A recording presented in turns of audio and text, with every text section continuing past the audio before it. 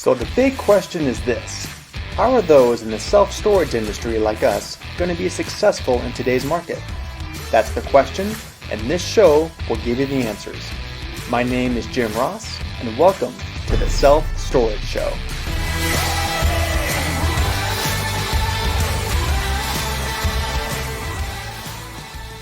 Hi everyone, this is Jim Ross. We're going to be doing a vendor spotlight today. These are fun to do. I got Lynn Bechet with me. She's with the Self-Storage Seal division of Memtech Inc. How's it going, Lynn?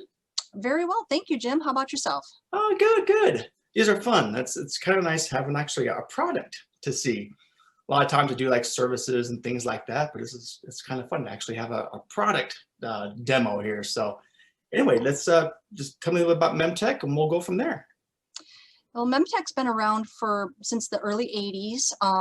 Our boss was seeing a need as an engineer for brush solutions, and being a mechanical engineer, he was developing different solutions and decided that it was a worthwhile venture to start Memtech Inc. So we've been doing this, like I said, since the early 80s. I've been with Memtech 5.5 years selling the brush and now running the division of self-storage seals. So I found it very enjoyable meeting with the people and working with the different applications, and it's just gone from there and started the division for self-storage. Oh, good.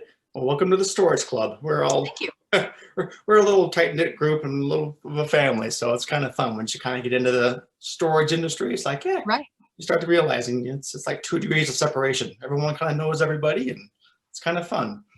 The shows are fun too. I mean, meeting everybody and everything, it's very enjoyable. Yeah, it's once we start getting shows back. In the meantime, hey, we're doing this. So That's right. it's the next best thing. So yeah, I mean, kind of consider this like a trade show booth kind of a thing. So yeah, kind of let's walk us through and see what you have going on here. Well, people are finding that they're getting a lot of different pests, dust, dirt, snow, rain in their units, and it's damaging their tenants' property. So in order to do that, to stop some of that, I mean, granted, we can't totally stop rain because of all the little bristles, but we can help deter it from the units. The bonus part of the seals is that you don't need to have tenants' permission or access. You can always install right on the outside of the door. So the brush goes on the outside, on the top, sides, and at the bottom. Now, it's easy to install depending on what you're installing into. Some materials or medias are harder to install into than others, but mostly it's just a self-tapping screw going right through the aluminum extrusions, which I have one here. This is a straight one for the top. For the sides, we recommend the angle bracket, 45-degree angle. And then we have different brush lengths that we could use. This is a 1-inch. I have a 1.5. Oh, just dropped my 2-inch and a 3-inch. Okay. I'm finding a lot of times the 3-inch seems to work better because it gives less resistance on the doors. So when you can get it out further, it gets away from there and the stiffness is up against the channel. So if you can get to the softer part, it gives a lot less resistance on the door. Makes so sense. Anybody could open a door. If the door is openable with one finger, it allows you to still do that. If you put too short of a brush on there and it gives resistance, then it just makes it a little bit harder to open. Now on the sides, we recommend having it on an angle so it'll lay better to fill in the grooves, give it a much nicer fill into the grooves. Yeah. And on the top for the straight, so that it will, let me open this up for you, so that it will flop back and forth and run properly when you're working the door. Now to find out what size you need, just take your handy tape measure and go from the frame into the deepest corrugation and get from the edge of the frame to there for both the sides and the top. Now on the top, you want to make sure that you're getting in the deepest groove just to make sure that if the door ever offsets, you're still getting a seal regardless of how the door is sitting. If you get it on the high part of the corrugation and then the door offsets, you're going to still have that 3/4 inch or whatever gap because it's sitting now in the groove. So you want to make sure you get, and also at the center of the door for the tops, because they take on a little bit of a bow in the center. So you want to make sure that you're getting the deepest corrugate or deepest area so that we get the proper seal for you. Gotcha. That makes sense. And then going back when you first said you don't have to worry about getting tenant access, that's huge. Oh, it is, because you trying to schedule your maintenance people and your tenants at the same time can be very difficult, and they might be jumping from one spot of the facility to another just to accommodate the tenants. This way you don't have to worry about that. And this does block dust, dirt, snow, again, the past, bugs, birds, and leaves from getting into the units and stuff. It helps you save on climate control if you're climate controlling and finding that the different things are starting to wear, so you're getting gaps there. If you can see light in there, air is getting in there. So that will help with your climate control as well. Yeah, I'm just thinking about the properties I run. That makes total sense, especially from like in the outside entrances when you get into the temperature controlled buildings. Yeah, you want the air in as much as possible, so that would be a perfect solution.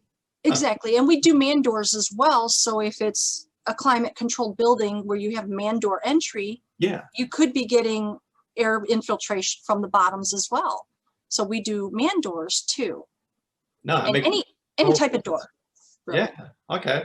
No, it's just as you're talking, I'm actually going through my Rolodex of sites. I'm like, okay, there's actually there's a few that I know for a fact that are probably not sealed very good. So that's perfect. Especially like again, probably applies to different situations, but I would imagine like in the colder areas as well, and get snow and stuff like that. This is a perfect solution. Well, yes, it helps deter the snow from getting in and such. So the other thing is with the like in Florida, it helps with some of the heat controlling, and they get a lot of rain, of course, because of their hurricanes and stuff. Now it's not going to stop them all, but it can definitely help deter all that stuff from happening to their tenants. Now, granted, we can't control hurricanes, in that, but it can definitely help. And then nice thing is it could also give you a value add, since you are keeping your dust and bugs and things out, rodents, all of that. Cutting can be done on site. So if it's a 7-foot, all our material is in even numbers, 6, 8s, 10s, and 12s. So if you have a 7-footer, for example, you can easily cut the material on site. If you're ordering your material, everything is sent in extrusion and brush separate. That way it's safer for the material in transit, and you can cut, it's easier if it's not installed to cut it down to size. Gotcha. So for a bracket, you would use like a miter saw, hacksaw, even a rotary cutting tool. And then for the brushes, you'd want to use something similar to electrical dikes or bolt cutters. That way it'll keep a natural crimp at the end and the bristles will stay put. You always want to have this brush crimped at the ends. Now, I would imagine, obviously, when you order it, it has nice instructions that come with it, so you can easily follow along. Someone like me can actually we do have a YouTube out there that's better than any written instruction, because he lays all the material out and he shows the measuring, the cutting, different ways to cut it, different screws to use, and things of that nature. Again, you don't have to pre-drill anything, and nothing comes with holes already drilled in them because everybody's configuration could be different. Yeah, makes total sense. Yeah, and again, the materials are stocked in 6, 8s, 10s, and 12s. So if you have a really large door, we try to configure it to the best footage for the least amount, if no waste.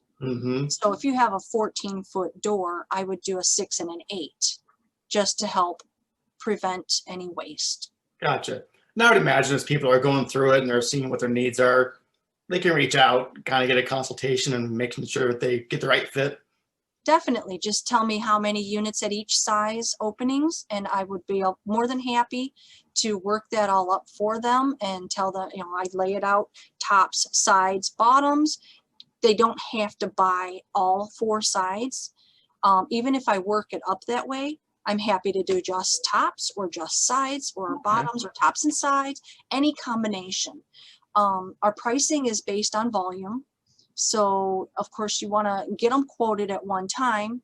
We have 18 months to buy the whole quote in order to keep that pricing valid for the discount. Sure. If they mention this video, I can do 1 unit free of charge. Just give me your dimensions and the gap sizes, and we'll be happy to do that as our show special. Sweet. So thank you. Perfect. I can do that at any time. Contact me. I do have a direct line, so if they want that, I can offer that as well.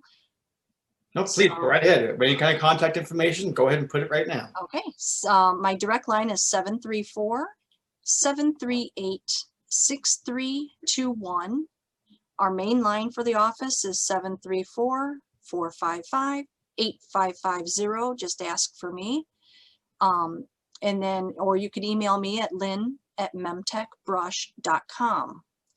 Nice. And then just before we let you go, I just want to go back because I always have like my operational hat on and, talking with owners. And I know, for a fact that probably owners, if they get someone complaining of, there's dust in my unit and things like that, like, oh, they can probably just kind of whatever. We'll get to it later on. But you hit on about having it as a value add. That's huge. I mean, this is one thing that you could actually talk about as you're selling the units, is before you even rent the unit, saying we have these kind of systems in place to help make sure there's not your stuff stays safe and clean. Because that's something that the guy down the street, they're not saying. I can guarantee you that. So that's a great way to approach it, to get higher prices for your units. Better bang for their buck. Yeah, no, exactly. So I want to get that out there, because then people kind of start justifying how they're can actually make more money off of something like this. It's not just preventative, it's actually a value add. Right. And if I'm not mistaken, now I'm not in the business myself of us owning a self-storage facility, but upgrades are write-offable, if I'm not mistaken. Yeah, there's a whole aspect of it, but I'll leave that to the tax man. But yeah. That's what I mean, though, is it could possibly be something that you could use as a write-off as well as your value add. Yep. No, so it's a win-win. That's fantastic. Well, before I let you go, is there anything else you want to make sure the listeners can get from? That we do have that YouTube video out on Joe Daddy's Garage. We'll put a link up for sure. Okay. Yep.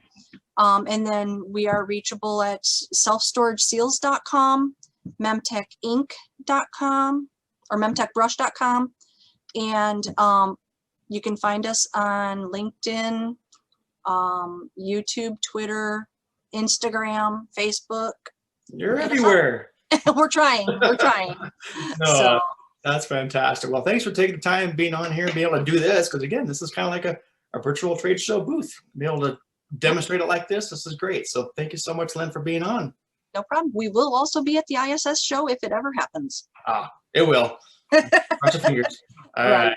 Thanks so much, Lynn. Take care. All right. Thanks, Jim. You too. Bye. Bye. Hi, everyone. This is Jim again. If you enjoyed this episode, make sure to visit 3milestorage.com for more free resources on how to grow your self-storage business. See you on the next episode.